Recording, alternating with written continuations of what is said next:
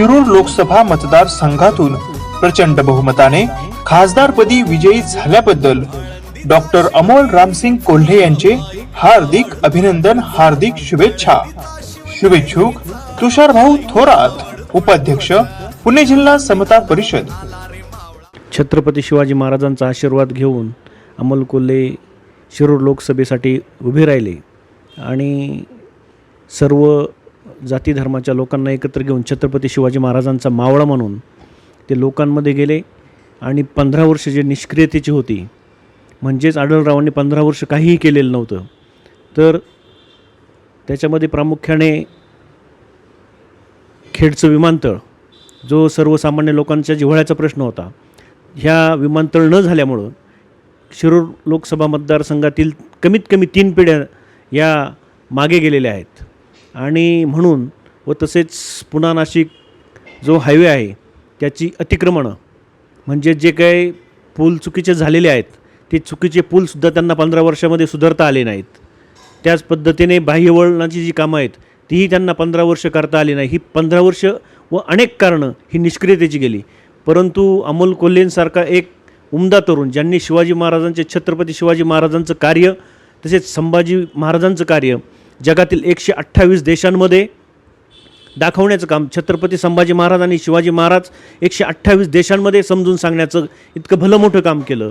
म्हणूनच या शिरूर लोकसभा मतदारसंघातील माता भगिनी संपूर्ण तरुण वर्ग हा डॉक्टर अमोल कोल्हे यांच्या पाठीमागे उभा राहिला।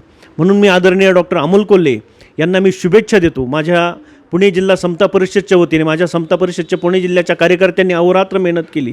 तसेच जुन्नर तालुका राष्ट्रवादी काँग्रेस पार्टीच्या कार्याध्यक्ष म्हणून मी जुन्नर तालुक्याच्या संपूर्ण राष्ट्रवादी काँग्रेस पार्टीच्या वतीने मी त्यांना शुभेच्छा देतो। तसेच आदरणीय महाराष्ट्राचे नेते दिलीपरावजी वळसे पाटील साहेब यांनासुद्धा मी शुभेच्छा देतो की त्यांनी संपूर्ण मतदारसंघामध्ये जे काही सर्वांना एकत्र करण्याचं काम आणि प्रचाराची संपूर्ण धुरा स्वतःच्या खांद्यावरती घेऊन रात्री 2-2, 3-3 वाजेपर्यंत मी स्वतः पाहिलेलं आहे। मीही त्यांच्याबरोबर होतोच जुन्नर तालुक्यामध्ये आल्याच्यानंतर मी पाहिलेलं आहे किती कष्ट केलेले आहेत।